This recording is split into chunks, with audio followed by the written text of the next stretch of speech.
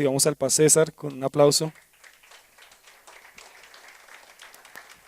Bien, qué bueno tenerles esta mañana y disfrutar de el tiempo de descanso. ¿Descansaron estos días? ¿Durmieron? ¿Comieron? ¿Sí o no? Come a uno a veces más de lo debido. Huguito, feliz cumpleaños.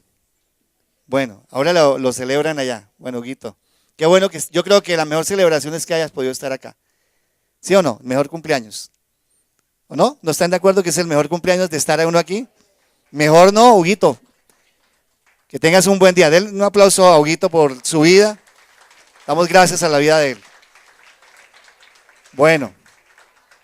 Bien, porque uno generalmente el cumpleaños, ¿sí te atendieron bien o no, Huguito? Ah, bueno, porque si no aquí le damos un consejito acá. Bueno. Bien, hoy vamos a preguntar, uno pregunta, ¿cuál puede ser el invento más grande que pueda haber habido en la historia? Y hay muchos, ¿cierto?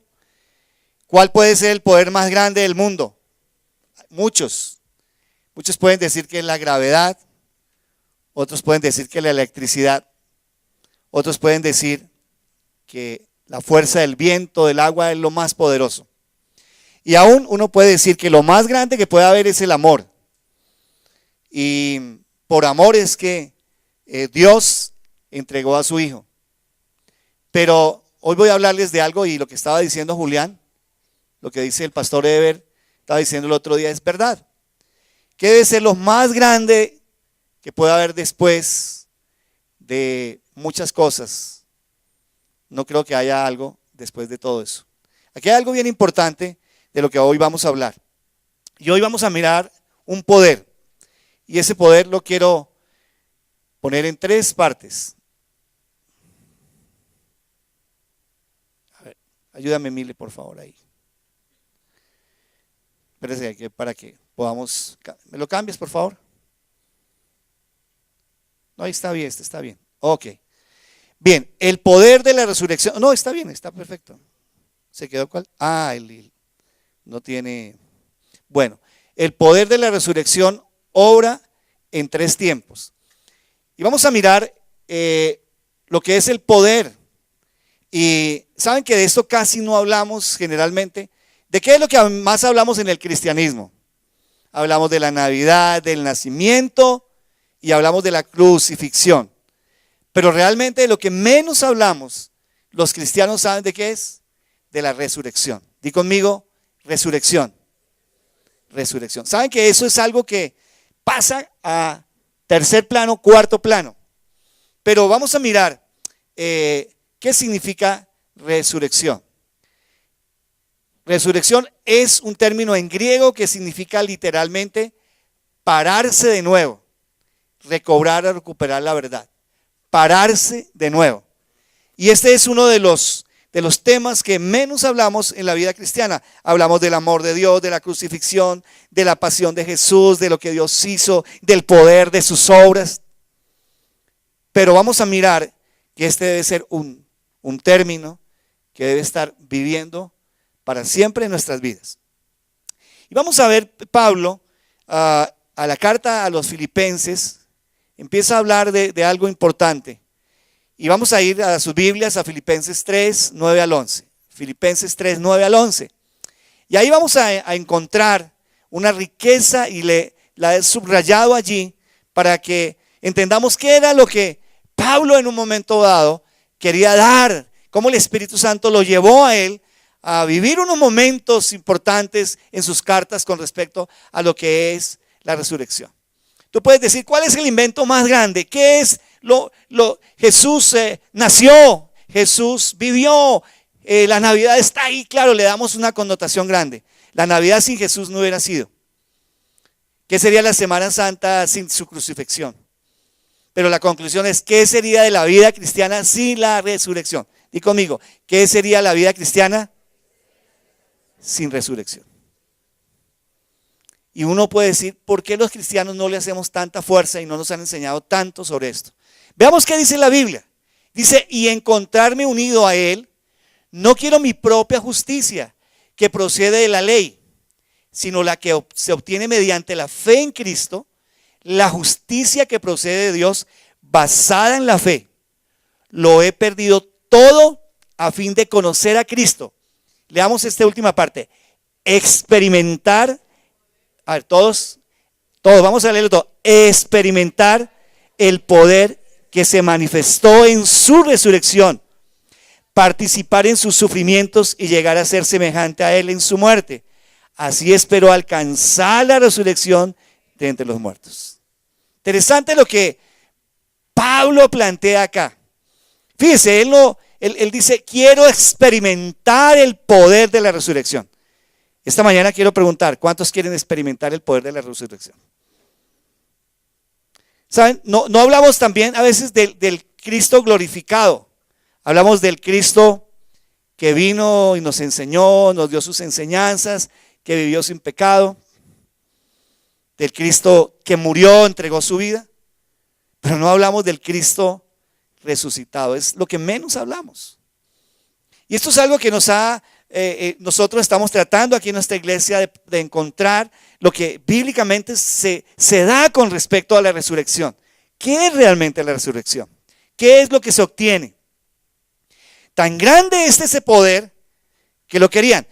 ¿Cuántos de nosotros, por ejemplo, hemos deseado tantas cosas, ¿no? Un viaje, una carrera, graduarnos en una carrera, deseamos una familia, un matrimonio, deseamos tantas cosas que daríamos la vida por eso, ¿cierto? Un amor, de pronto un carro, de pronto un automóvil, de pronto otro tipo de cosas, y daríamos lo que fuera para obtenerlo. Y Pablo aquí está planteando, dice, lo he perdido todo a fin de conocer a Cristo. Y mire esta palabra, experimentar. ¿Qué es experimentar? ¿Experimentar qué es? Sentir, vivir, tener. Quiero experimentar lo que significa el poder de la resurrección. Esta mañana quiero hablarles que el poder, ¿a qué nos lleva? ¿Qué ganamos con el poder de la resurrección? Y entonces, ¿cuánto estaríamos dispuestos a pagar? ¿Cuántos pagamos en este momento electricidad? Si no la pagamos, ¿qué pasa? Nos la quitan. ¿Cuántos pagamos el agua? El celular. Todos estos servicios en un momento dado, si no los pagamos, y si no lo pagamos, no los podemos tener.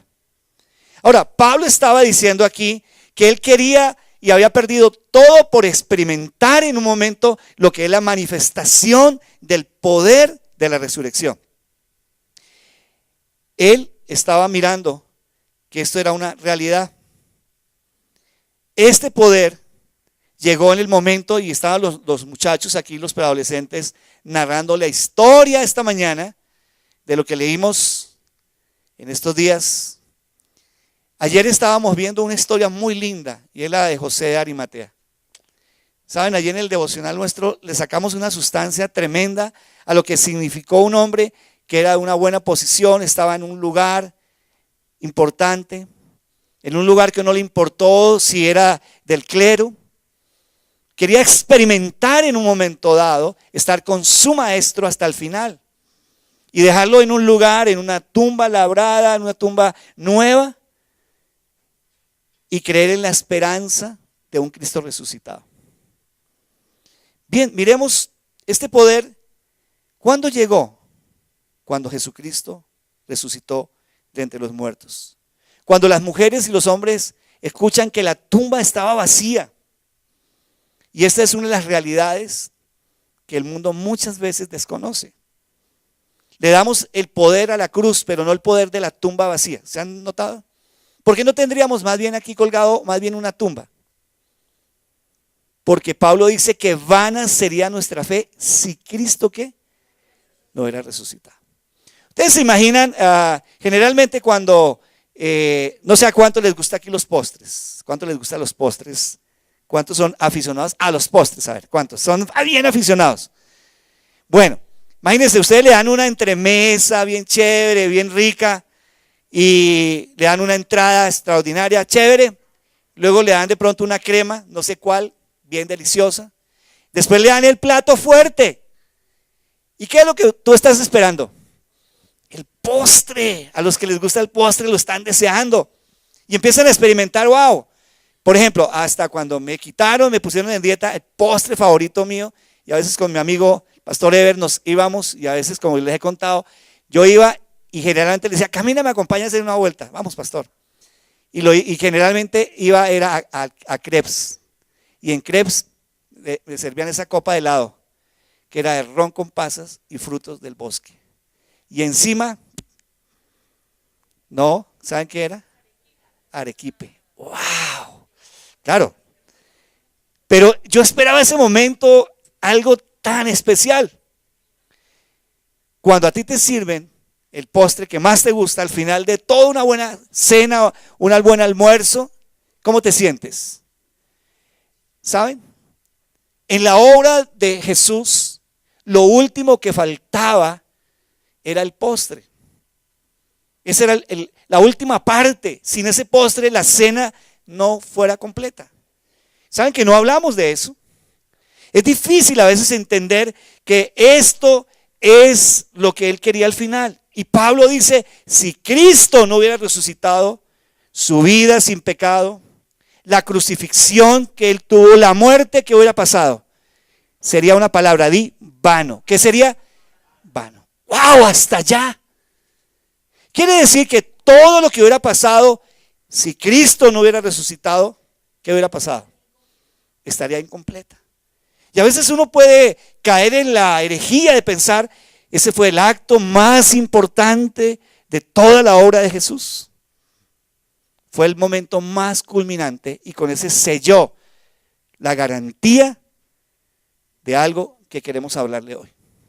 Bien, miremos qué dice Pablo en otra porción a la iglesia en Roma y le dice de esta manera, Él fue entregado a la muerte por nuestros pecados y resucitó para nuestra justificación. Pablo estaba pidiendo en un momento el experimentar, era el poder ser justificado. La resurrección, y si nos devolvemos un poquito a lo que él estaba hablando aquí en este versículo, estaba diciendo, veamos lo que dice Filipenses 3, 9 al 11, dice, sino la que se obtiene mediante la fe en Cristo, la justicia que procede de Dios. Esa era la que él estaba esperando, porque dice que en cuanto todos pecamos, estábamos destituidos de la gloria, de la presencia de Dios. Necesitamos un mediador entre Dios y los hombres. Entonces Pablo estaba diciendo, la única forma de obtener y de poder lograr esta situación es por medio de Jesús, pero un Jesús muerto o resucitado. Resucitado. O sea, esto no se daba de poner un mediador entre Dios y los hombres. Ahora que estábamos mirando, la gente generalmente dice, yo soy bueno, yo no he pecado. Yo de qué tengo que arrepentirme. Si he vivido una vida buena, he sido bueno. No, la Biblia dice que en cuanto todos llevamos esa naturaleza de pecado, todos hemos pecado y estamos destituidos de la gloria de Dios. Y el único que podía acercarnos a Dios, acercarnos al Padre, perdonar nuestros pecados, justificarnos, que significa en un momento dado pagar, cumplir justamente lo que le pasaba a cada pecador. ¿Y qué era lo que le pasaba a los pecadores conforme la ley? Debían morir. Entonces yo debía morir por mi pecado, pero Jesús pagó el precio. Pero ese precio no se iba a pagar hasta cuando, acuérdense que cuando nosotros decimos Cristo se entregó y murió y dijo consumado es, y todo el mundo dice hasta ahí finalizó la misión de Cristo. No, ¿cuándo finalizó la misión de Cristo? ¿Cuándo qué? Cuando resucitó. Entonces uno dice, uy, ahí quedó todo y entonces no vamos hasta allá. No, entonces si Cristo no hubiera resucitado, ¿qué hubiera pasado con nosotros? Entonces Pablo dice, más atrevidamente dice, vana sería toda esa obra, todo lo que hizo. Porque debía vencer, venció al pecado, pero ahora debía hacer lo segundo, era vencer a la muerte. Y la muerte debía vencerla. Y entonces dice, el poder que se manifiesta en su resurrección. Ahora quería sentir en carne propia, él mismo quería sentir que era ser justificado a través de su muerte y de su resurrección, las dos junticas. ¿Ven la importancia? Porque ¿qué nos va a traer esto? Entonces miremos, ¿qué nos trajo entonces lo que él estaba planteando aquí en Romanos 4:25? Él fue entregado a la muerte por nuestros pecados y resucitó para nuestra justificación. Quiere decir que la prenda de garantía, el otro día el pastor Eber estaba hablando sobre las arras. Y Jesús solamente había dicho unas palabras, había dicho, bueno, yo voy a resucitar. Miren la promesa, yo voy a resucitar. Pero voy a morir por cada uno de ustedes, lo voy a hacer. Pero faltaba algo cuando uno da la plata, cuando uno garantiza un negocio. Uno puede decirlo que lo va a hacer y hace un contrato y dice que va a pagar. Pero se recibe primero unas arras y luego se recibe el resto. Y entonces el negocio se hace. ¿Qué faltaba en un momento para que esto que era el justificarnos, perdonarnos? ¿Saben qué faltaba? ¿Qué faltaba?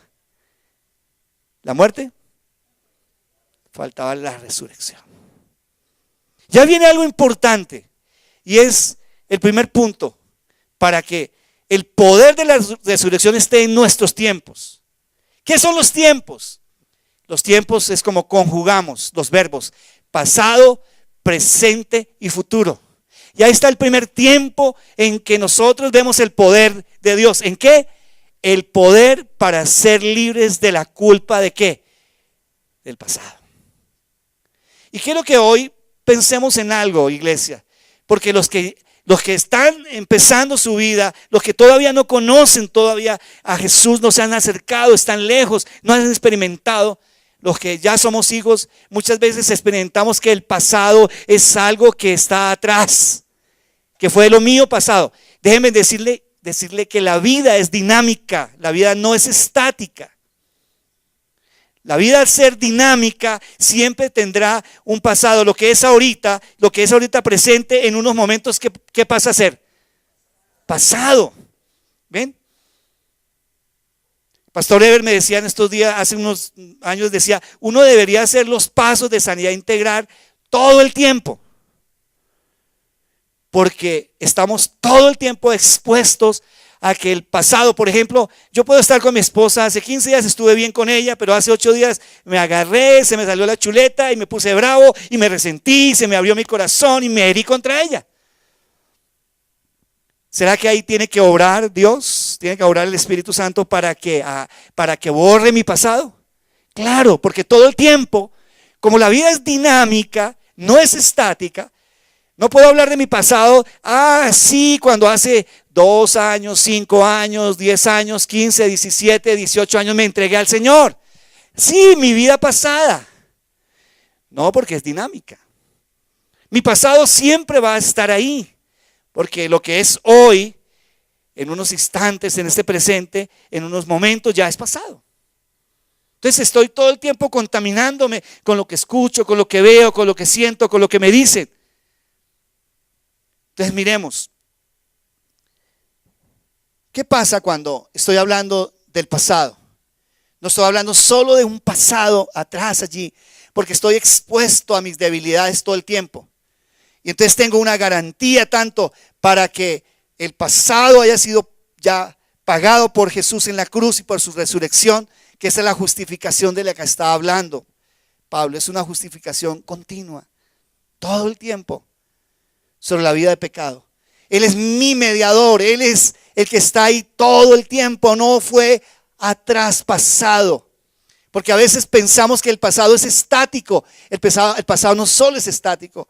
Todo el tiempo mi pasado puede ser de hace unas horas que sentí venganza, sentí resentimiento, sentí egoísmo, sentí un deseo a veces de odiar a alguien.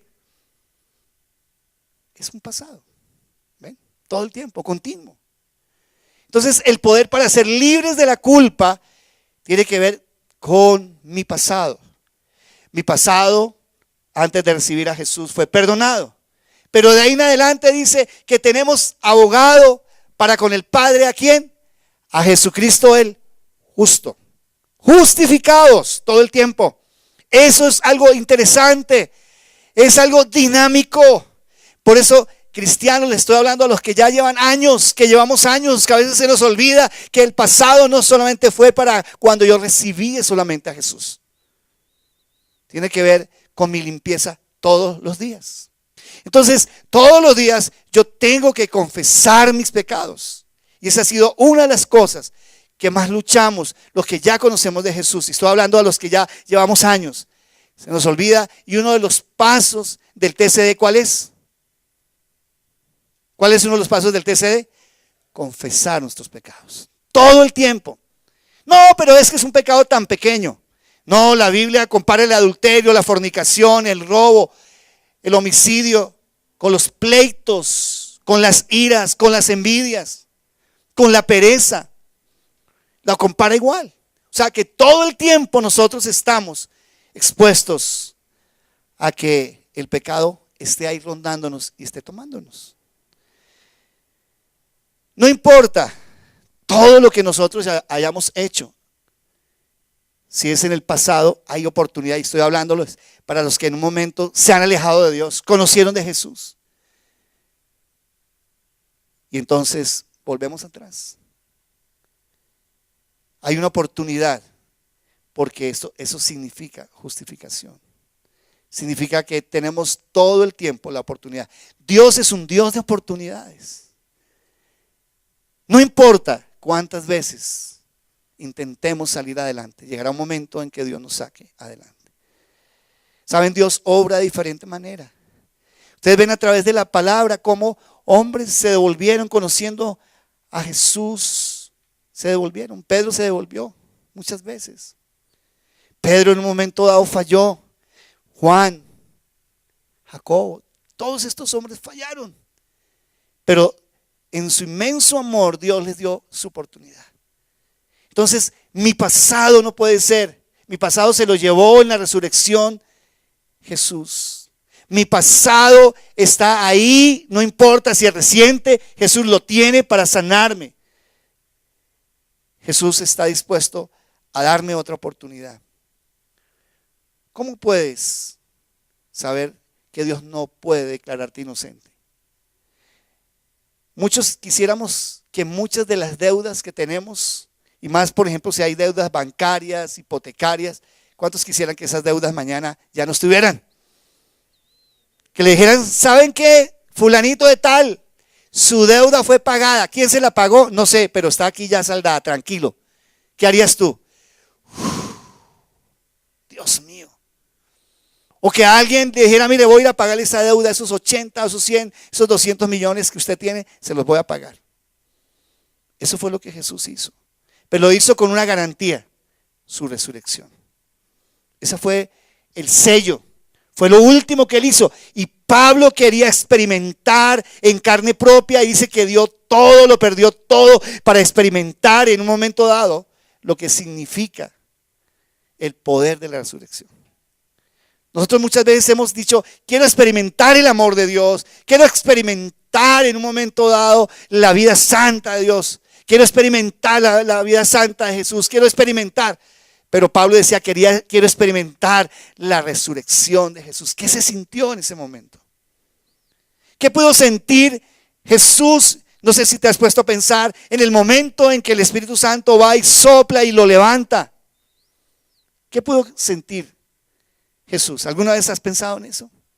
En esos segundos, minutos. ¿Qué pensó en ese momento cuando viene vida en él?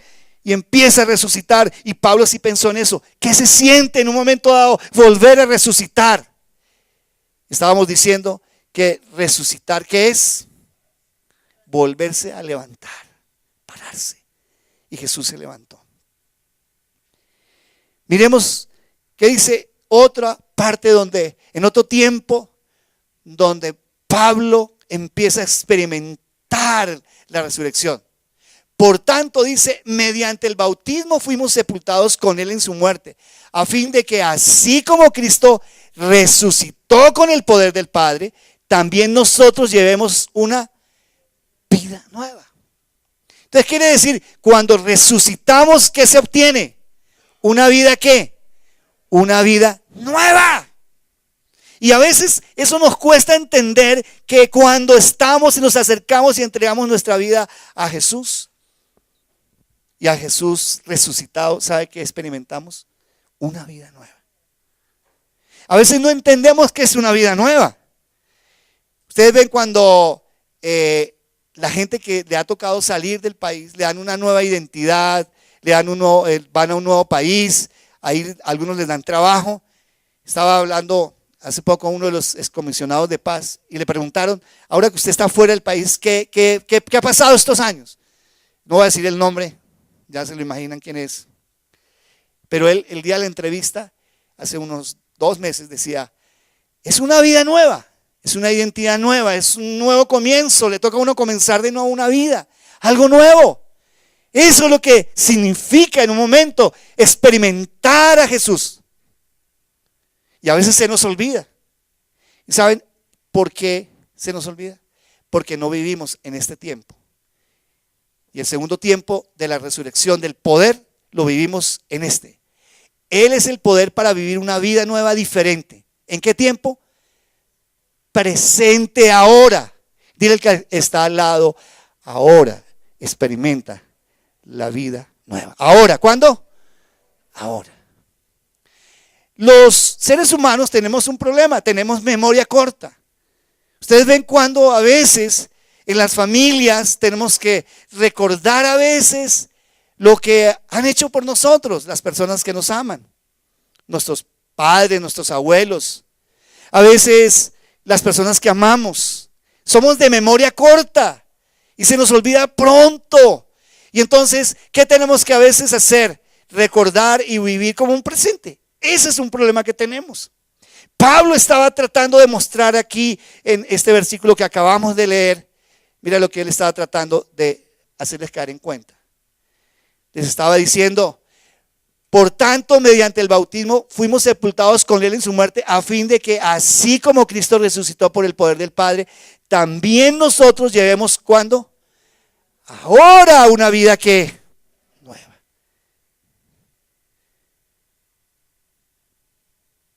Nosotros a veces pensamos que de un año para otro vamos a tener una vida nueva. Ustedes dicen, Titi, empieza a las 12, faltan 5 para las 12, ¿no? Y el año va a comenzar y se va a acabar el año viejo. Y uno espera que cuando pase ese segundo, que venga desde ese momento. ¿Una qué? Una vida nueva. A veces hablamos con el esposo, la esposa, con los hijos. Cuando uno se traslada a una casa nueva, ahora Germán y Fanicita que están ahora en otro lugar. ¿Qué se dijeron? Vamos a comenzar una vida, ¿sí o no? Eso fue lo que ustedes dijeron, vamos a comenzar una vida. Cuando tú compras, por ejemplo, un carro nuevo, ¿qué dice uno? Voy a comenzar una vida, ahora sí no voy a decir nada ni groserías en este carro, no me voy a atravesarle. Vida nueva, vida nueva, vida nueva.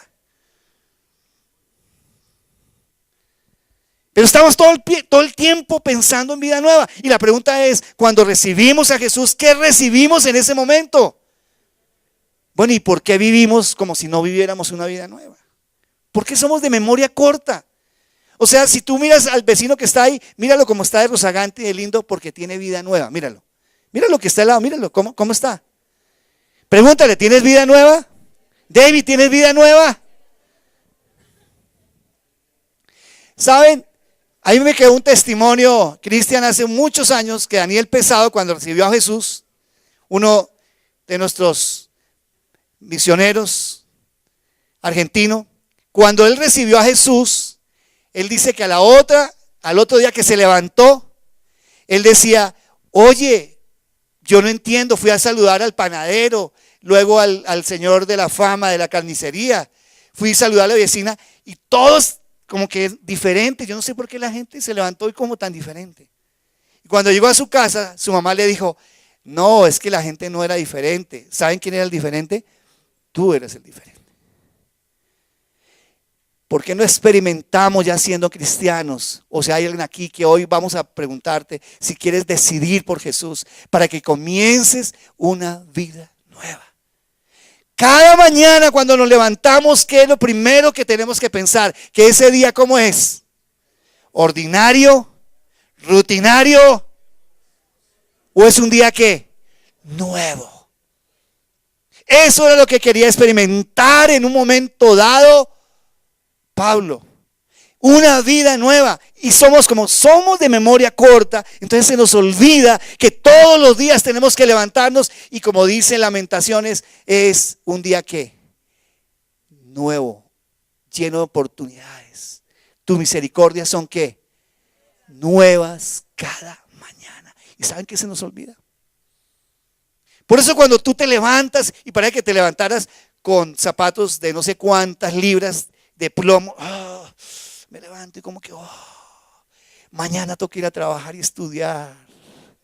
Mañana hay que despachar los niños. Mañana llaman otra vez a cobrar los bancos. Mañana ¿qué va a pasar? Transmilleno. ¿Mañana qué?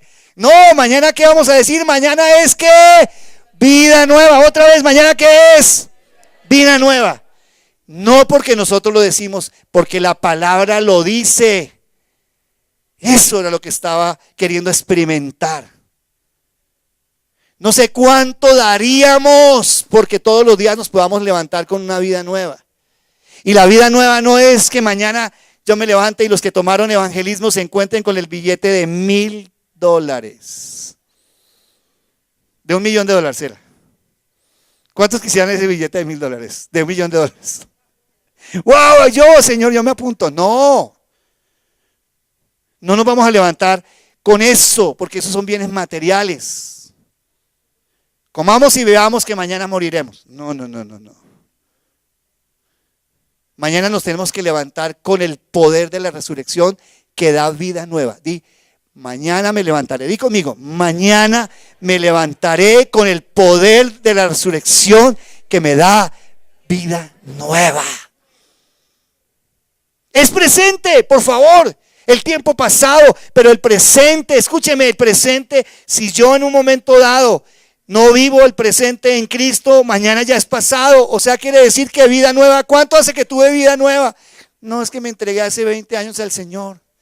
Hace 15, hace 10, hace 5, hace un año, hace unos meses. No, la vida nueva no caduca. En Cristo Jesús la vida nueva, ¿cuándo es? Ahora. Y es que vigente. Dile al que está al lado, la vida nueva es vigente. La vida nueva es vigente. Cuando recibimos a Jesús, tenemos que experimentar todos los días. A mí no me importó ese día cuando entregué mi vida a Jesús que venía a pasar, que viniera el que viniera, el gigante que viniera, la gente que viniera. Cris, ¿te acuerdas? Lo que viniera, ¿qué daríamos cuando recibimos a Jesús? No me importa lo que venga, ni la tormenta, ni nada. Todo lo puedo en Cristo que ¿qué? ¿Te acuerdas clarita de ese día?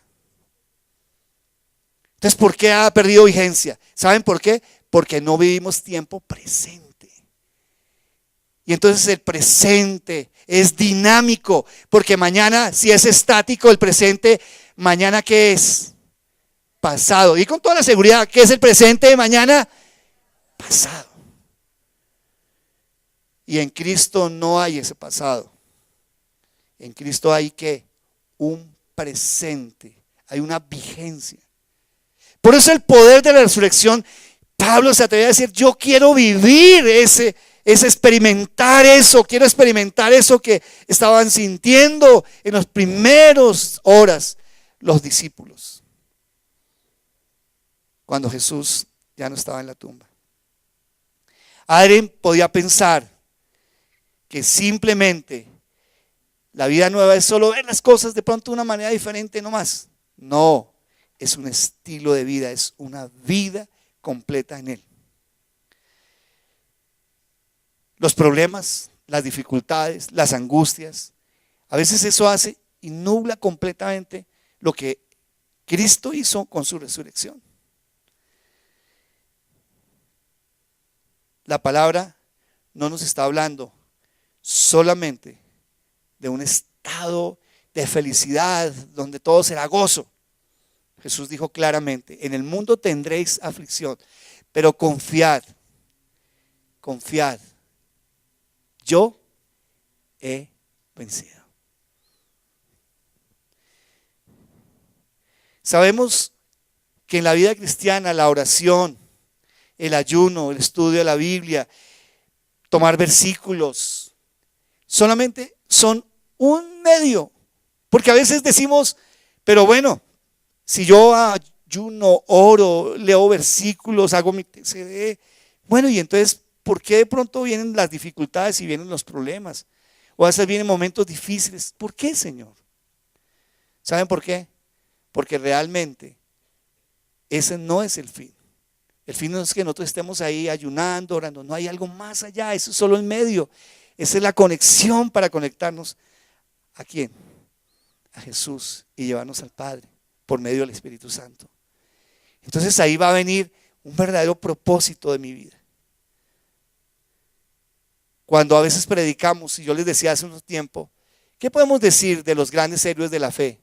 Como lo fue Abraham, lo fue Moisés, lo fue Gedeón, lo fue José, lo fue Daniel. Grandes hombres que llegaron y ocuparon posiciones importantes, tuvieron mucho dinero, gobernaron. David gobernó a pesar de su vida a veces tan difícil. Pero ¿qué podemos decir de Esteban, que fue apedreado? ¿Qué podríamos decir entonces de Juan el Bautista, que fue decapitado? ¿Qué podríamos decir del mismo Jesús, que no vivió sino 33 años? ¿Será que fue alguien que no tuvo éxito en su vida? ¿Ah? No, el éxito es el sinónimo de cumplir el propósito de Dios en la tierra. Eso es todo. ¿Cuántos años necesitas estar en la tierra? Te pregunto. Los necesarios para cumplir el propósito de Dios, no más. Eso es todo, no más. Entonces, miremos qué nos espera. Y estaba diciendo Pablo en otro versículo, Pedro, diciendo en otra porción bíblica, primera de Pedro 1:3, dice: alabado sea Dios, Padre de nuestro Señor Jesucristo, por su gran misericordia nos ha hecho nacer de nuevo mediante la resurrección de Jesucristo, para que tengamos una esperanza viva. Primera de Pedro 1:3. Y ahí nos lleva al tercer tiempo. Esperanza. ¿Qué es esperanza? Es confianza en que ocurra o en lograr algo que se desea. Una esperanza. Y nuestra esperanza en fe, cuando Pablo estaba diciendo, quiero creer en fe, no en la ley, en la fe en Cristo Jesús que resucitó. Entonces ahí habla del tercer tiempo. El poder para esperar un futuro mejor. Un futuro mejor. No piense en el futuro mejor Cancún, Punta del Este, ¿qué más? Hawái, ¿qué otra isla por allá del Caribe o por allá del Oriente? ¿Qué? Que siempre nosotros pensamos en Dubái, ¿no? Estar en el mejor hotel. Y pensamos en el futuro, wow, que estén allá, wow, ese es el futuro que me espera. No, es la esperanza de un futuro claro. No tengo para ustedes planes de calamidad. No tengo planes que no estén bajo pensamientos míos. Todo lo que espero de Dios es bueno. Di conmigo, todo lo que espero de Dios es bueno. Y lo bueno me va a llevar entonces ¿a qué? A cumplir el propósito. Señor, ¿y por qué sucedió eso en mi vida? Señor, ¿por qué nací así? Dios, ¿por qué permitiste esto? Señor, ¿por qué dejaste que esto pasara? Cuando yo espero en la resurrección de Jesús, entonces sé que todo lo que esté bajo el control de Dios va a llevarme a cumplir sus propósitos. Y a veces nuestros sueños y nuestros propósitos no son los de Dios. No están alineados. Y miremos esto, ¿qué es la esperanza? Cuenta la historia de un hombre que fue condenado a muerte, pero le hizo un trato al rey y le dijo, en un año voy a hacer que su caballo vuele. Imagínense el tipo para librarse. Dijo, si me da un año, entonces yo voy a hacer que su caballo vuele. Pasó la historia. Al final, entonces le preguntan a él, le estaban diciendo, ¿Usted sí cree que al final de un año el caballo va a volar? Porque si no vuela, usted va a morir. Y entonces él le responde, en un año muchas cosas pueden pasar. El rey se puede morir, yo me puedo morir y el caballo también se podría morir. En fin, la verdad, no sé qué pueda pasar. ¿Tenía esperanza? Incierto. Yo pregunto, si tú te mueres hoy, ¿para dónde te vas? No los escuché. Si tú hoy te mueres, ¿para dónde te vas? Yo veo que algunos están, no sé, pronto para otro lado. ¿Saben? Los contadores dicen que lo más seguro en la vida son los impuestos y la muerte. Son dos cosas seguras. ¿Sí o no? Los impuestos y la muerte, las cosas más seguras. No, la parte es, si tú tienes esperanza, y lo tercero es, ¿qué futuro te espera? ¿Qué futuro te espera? ¿Como la del caballo? ¿Como la del rey? ¿O la de este hombre que iba a pena de muerte? Él no sabía lo que iba a pasar, pero yo te pregunto, ¿tú tienes la seguridad qué va a pasar si tú te mueres hoy? Y algunos dicen, ay no, que Dios me dé la oportunidad de confesarme. Bueno, y si lo cogió un carro, ¡pah! Lo pasó, una bala perdida, ¿tuvo tiempo de arrepentirse? No. Como alguien decía, ya estaba rezado. No. Pero si tú estás en Cristo y sabes en un momento dado lo que fue poderosamente la resurrección de Jesús, ¿sabes qué vas a decir? Yo voy a resucitar ¿con quién? Con Cristo. Es terrible cuando no sabemos. ¿Saben? Estaba leyendo ayer las estadísticas de cómo, claro, tenemos que luchar porque hoy el mundo musulmán está arrasando al mundo. ¿Vieron la noticia hoy en El Tiempo, no? ¡Pum! Esa es la primera, ¿no? Los que leyeron. ¡Pih! Los musulmanes igualan al cristianismo en el año 2050. ¡Pum! Pero me llamó la atención que el ateísmo no está creciendo, sino que está disminuyendo en proporción al crecimiento de la población del mundo. Esto quiere decir que cada vez más la gente que uno cree que es más atea, bueno, se va de pronto a otro tipo de corrientes espirituales.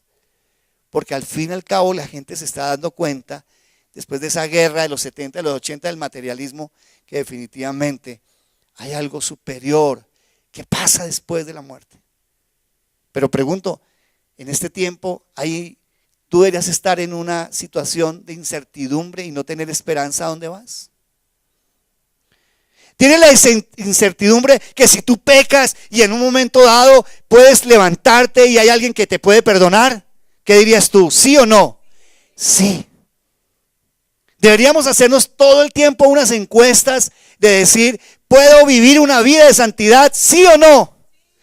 Pero muchos dicen, eso depende, eso es relativo. No, si tú tienes una esperanza, tú vas a decir, sí puedo vivir una vida de santidad. Y no la cuestiones, no la dependas. Es que eso depende, no depende. Sí se puede vivir una vida de santidad. Y no va a depender simplemente de nada más que querer hacer la voluntad nuestra para Dios.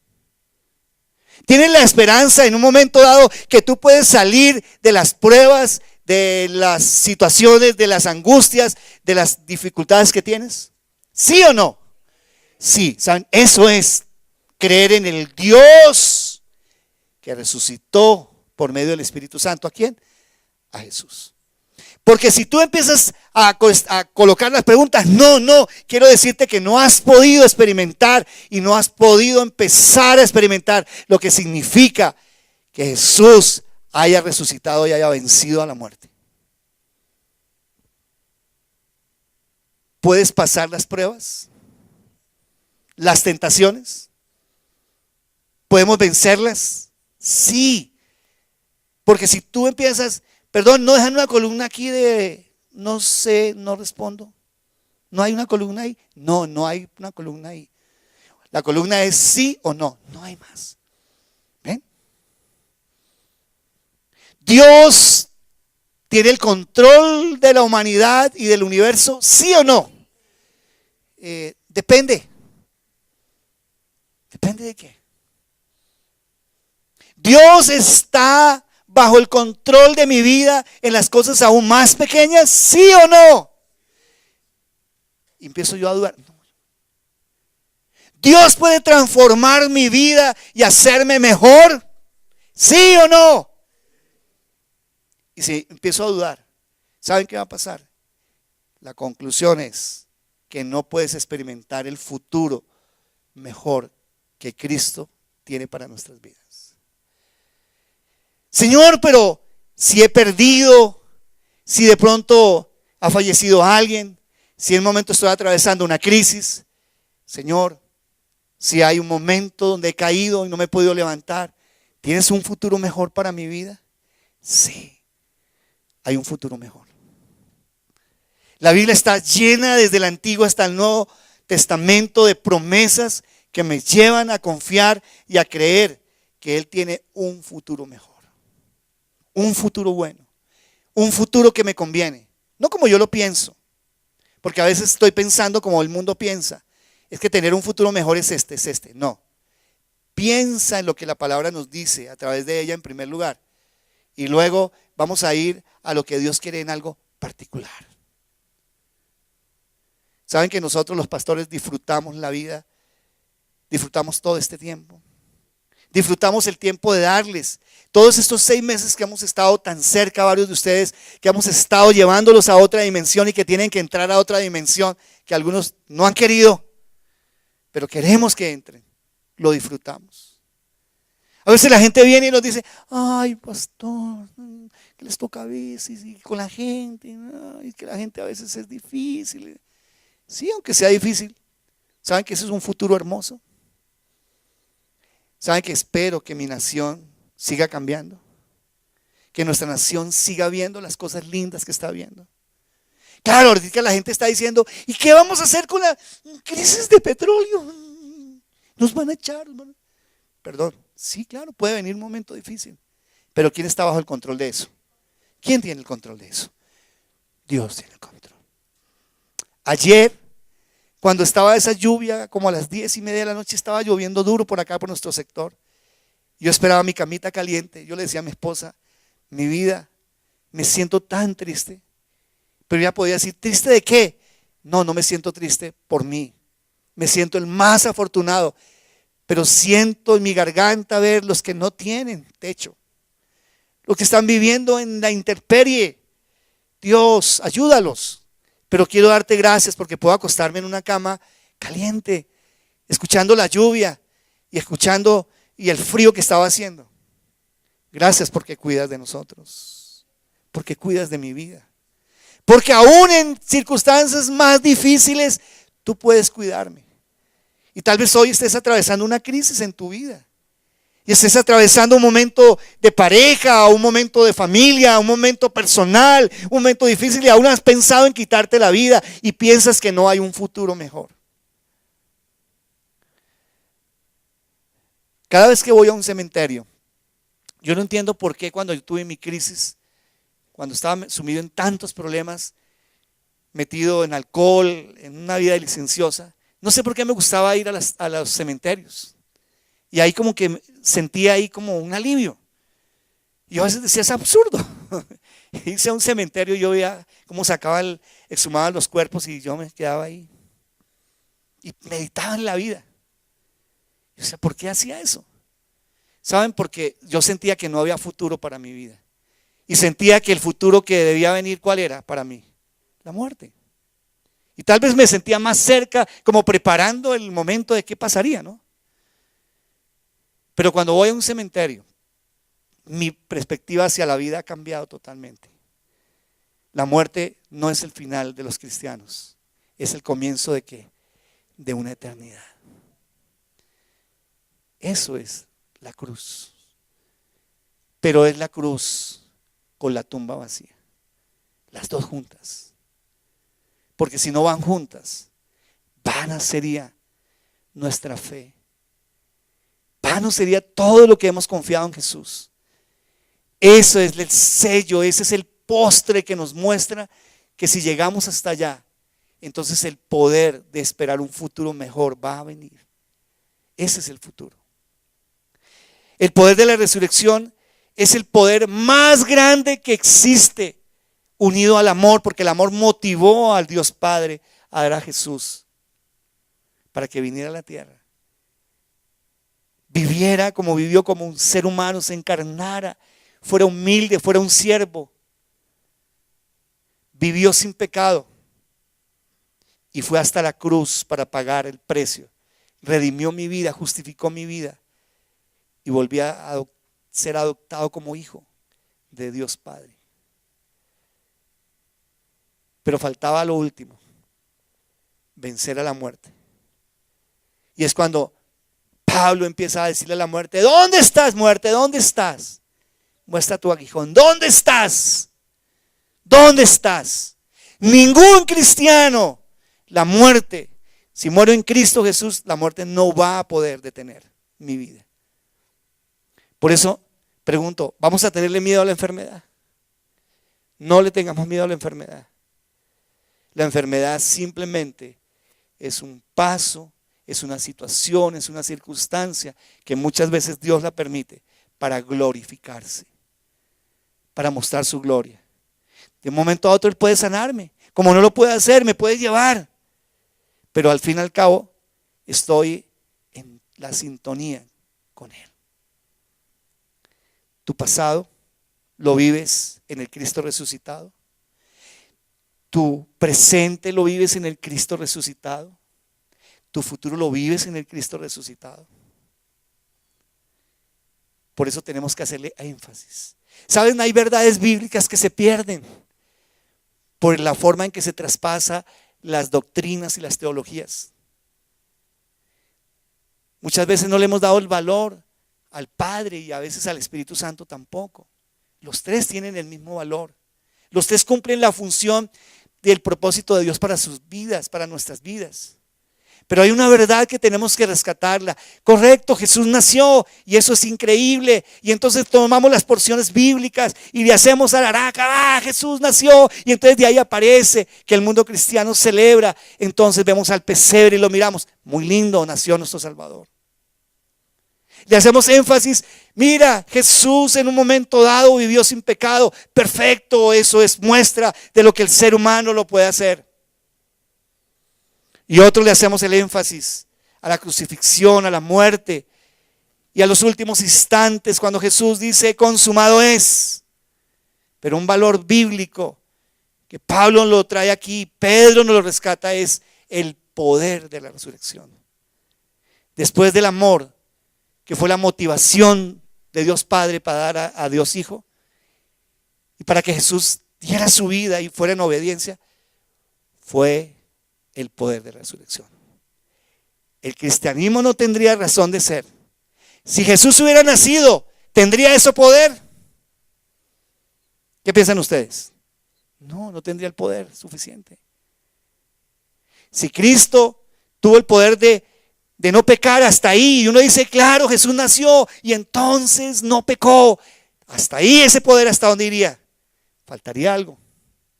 Pero entonces cuando Él va a la cruz, paga todo el precio, lleva el pecado de la humanidad, hasta ahí es crucificado y muere. ¡Wow! Hasta ahí. Todavía falta algo. ¿Qué faltaba? La resurrección. ¿Ven que nosotros no le hacemos? Generalmente el día de resurrección lo perdemos, como que se nos pierde. No se nos puede seguir perdiendo, tenemos que rescatarlo. Tenemos que rescatar porque Pablo dice, daría todo, he perdido todo por experimentar el poder de la resurrección. Y pregunto esta mañana, ¿cuántos quieren, ya tarde, cuántos quieren experimentar el poder de la resurrección? Porque a unos dice ese poder es el poder del nuevo nacimiento, de la justificación, de la regeneración, de la adopción. Es poderoso, es grande. Sin ese poder, el mundo no estaría hoy cantando ni estaría celebrando, ¿está bien? Y a veces le hacemos más énfasis a otras cosas, pero es el poder que levantó a Jesús de entre los muertos. Venga la banda, por favor, aquí. Y Y Julián, vamos a cantar la canción que nos enseñaste hoy. Vamos a ponernos en pie. Y te voy a retar para que tú hagas algo mientras cantamos y luego queremos orar por algunas personas. ¿Qué es el poder de la resurrección? Es el poder que levantó a Jesús de entre los muertos.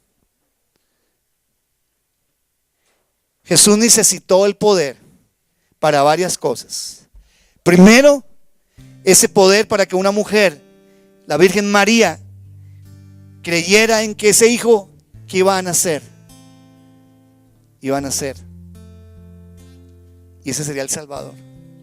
Jesús necesitó el poder para ser cuidado, para ser levantado, para crecer. Jesús necesitó el poder para vivir una vida sin pecado. Jesús necesitó el poder de Getsemaní allí cuando oró, se arrodilló y le dijo: Señor, ¿cuántas veces dice que oró? ¿Cuántas veces? Dice que 3 veces oró. Y su oración, ¿cuál fue? Siempre: Señor, pasa de mí esta copa. Que yo no haga mi voluntad sino la tuya. Jesús necesitó el poder ¿para qué? Para ir ya a la cruz y estar en los últimos momentos, estar entregado allí.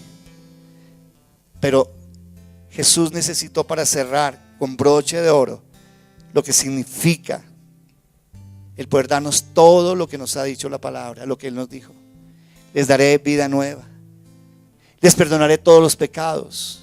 Cuando se hallen en valle de sombra, como dice el Salmo 23, entonces ¿qué haré yo? Te sostendré.